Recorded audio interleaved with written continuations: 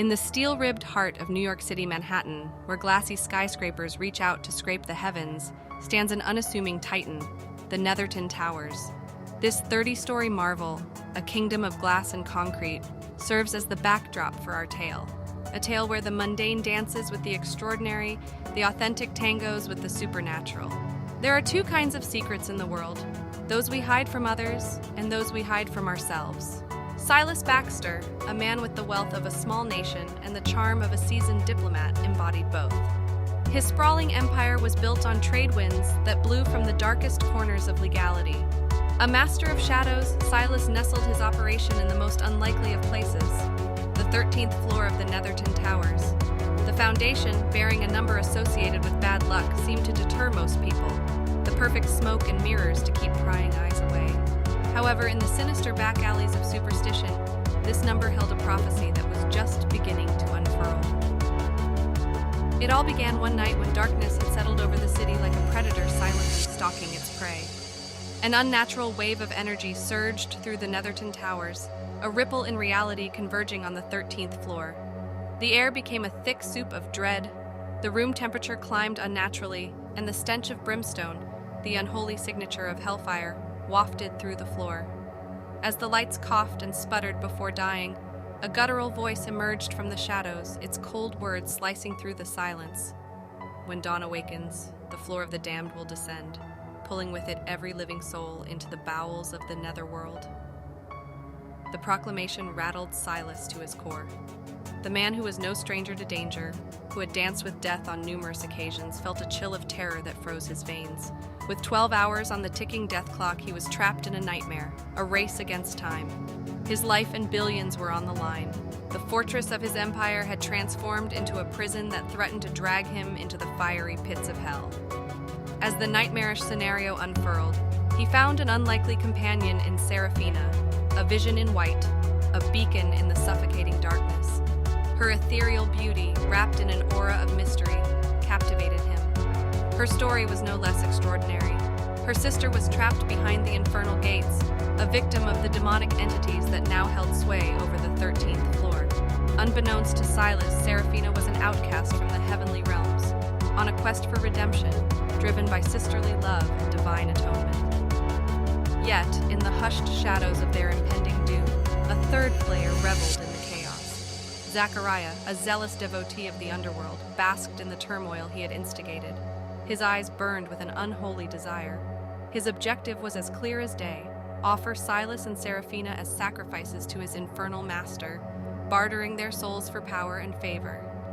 And so, they found themselves on a horrific stage, the 13th floor, in a dreadful play directed by Zachariah.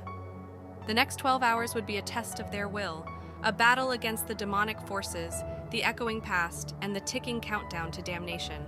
The tale was set in motion, a chilling dance of survival, redemption, and power, as they grasped to navigate the horrifying reality of the 13th hour.